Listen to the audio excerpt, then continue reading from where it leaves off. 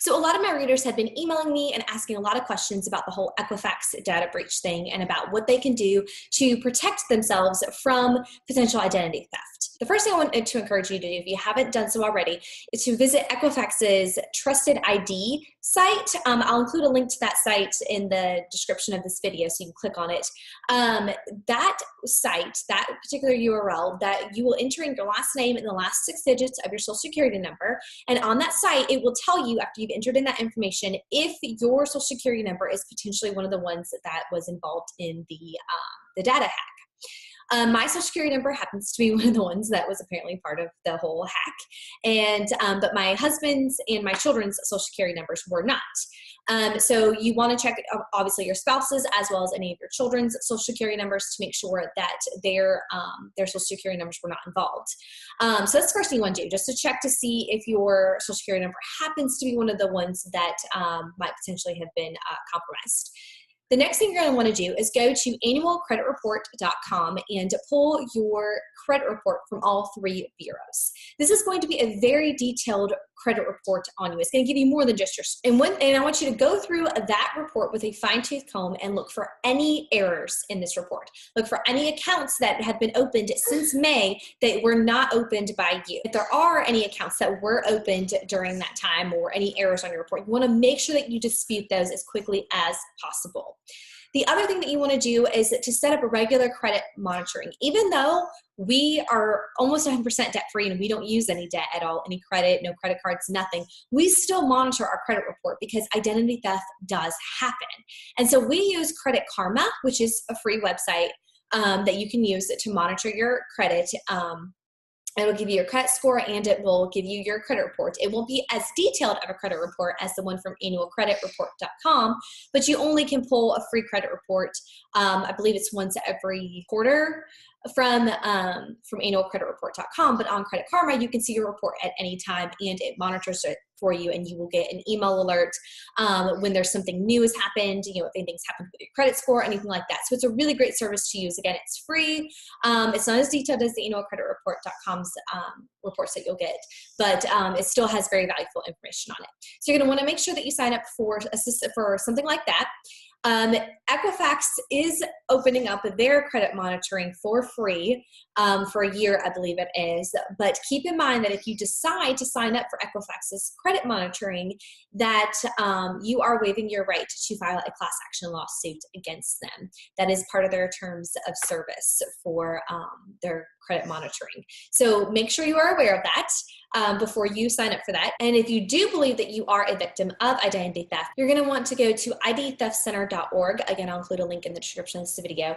That has a lot of resources, a lot of helpful tips and how to file for the identity theft to make sure that you can recover any loss that you sustained because of the identity theft. And the other really big thing that you're going to want to make sure that you are doing is actively looking at your bank accounts every single day. If not every single day, at least every few days. You want to be actively looking over all of your bank accounts. That includes all of your checking and savings account, all of your retirement accounts, all of your credit accounts. So any credit cards that you have, you want to make sure that you are looking over those accounts with a fine-tooth comb to identify any transactions that are not your own. I had a friend who on her business account had over $60,000 transferred out of her business account to someone she doesn't know's account. And that was all from her business account, from her business checking account, not from her personal account. But still, over $60,000 of her business income that's being used to grow and to grow her business has been taken. And she doesn't know where it went. It was taken by somebody, and it was because, or it's believed to be because of the whole Equifax data breach. So you want to make sure that you are looking over your accounts and actively manage them. So if something does happen, you can take action right then and there, and you're not delayed in responding to it. If you use a service like Personal Capital or Mint, they pull all of your all the data and all the transactions from all of your bank accounts. So from all your checking and savings and all of your credit accounts, if you have credit cards, they'll pull all of the transactions into one place so you can see everything all in one interface instead of you having to go to every single different bank or credit account or anything like that. You'll be able to see everything all in one place. It's a great, easy, simple way to look at your accounts. Makes it super quick and easy. That brings me to my next point, to make sure that you're having what I like to call a money minute every day. Literally, you're taking 60 seconds out of your day to just go over your bank accounts to, again, make sure that there hasn't been any issues with your bank accounts, that are no transactions that you don't recognize or anything like that in there. And again, if you use something like Personal Capital or Mint, you'll be able to do this very quickly. You'll actually be able to do it within a minute, if not less. But if you prefer to actually go into each separate institution and look at the accounts that way, totally fine. Again, just make this a habit. Try to do this every single day, at least the next few months. I mean, after all, this data breach is pretty serious.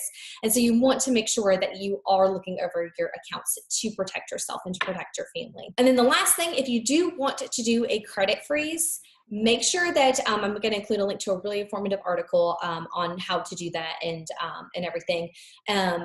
Make sure you read through the article first, and then also keep in mind that to freeze your credit, it usually does cost money. I believe that if you are a victim of identity theft, they waive the fees, so you don't have to actually pay any money to freeze your credit. But if you are not a victim of identity theft, you will have to pay money. I believe it's about, I think it's like $10 to $15 per credit bureau. So make sure you are aware of that. Does seem to be quite a little bit of process. I've been actually having trouble freezing my credit with Equifax. Don't really know what's going on with that. I keep getting a hang up with them. They're not really letting me process my credit freeze, which does not make me feel really great considering the fact that my social security number is one of the ones that was hacked. So but you know, that's life, right? So if you are worried about the Equifax data breach, I encourage you to make sure that you are paying very close attention to all of your accounts. Again, that's all of your bank accounts, from your credit from your credit cards to your checking accounts, to your savings accounts, to your retirement accounts. Pay very close attention. If you or one of your loved ones is at retirement age, or you receive any sort of government benefits, or Social Security, Medicaid, Medicare, any of those types of benefits, please, please, please, please, please make sure that they are paying very close attention to those benefits, to make sure that no one is actually trying to use their Social Security number to claim any of those benefits.